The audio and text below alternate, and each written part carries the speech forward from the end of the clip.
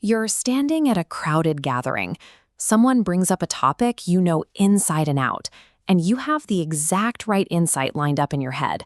But suddenly, your momentum stalls. We often hold back because of a misconception that joining a conversation requires a flawless performance, and that entry is impossible without the absolute perfect opening line. Instead of engaging, the brain shifts into a state of high-alert risk analysis. You start predicting social disasters.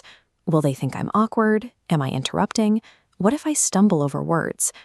When you do manage to speak, this internal panic manifests through nervous habits, such as apologizing for no reason or over-explaining a simple point because you are terrified of being misunderstood.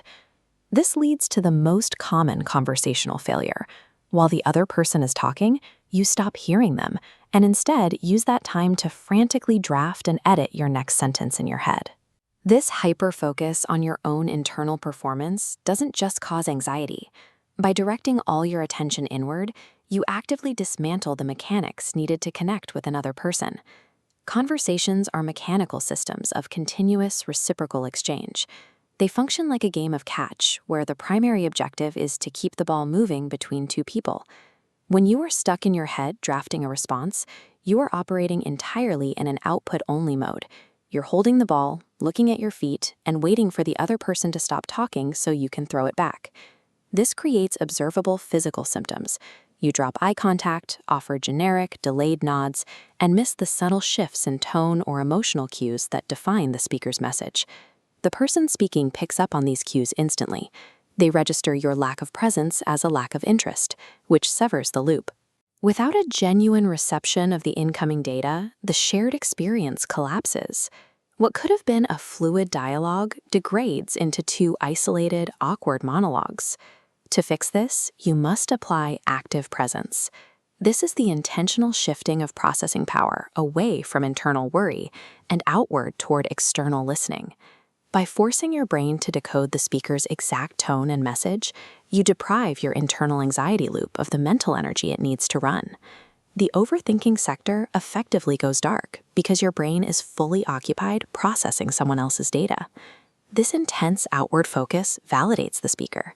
It establishes the psychological trust required for a conversation to feel easy rather than forced. You prove this validation through highly targeted follow-up questions.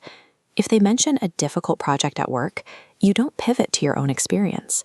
You ask what specifically made that project so challenging for them. Verbally acknowledging their experience by saying, "That sounds incredibly frustrating," confirms that you have absorbed the emotional reality of their statement. Active listening is a functional cognitive hack.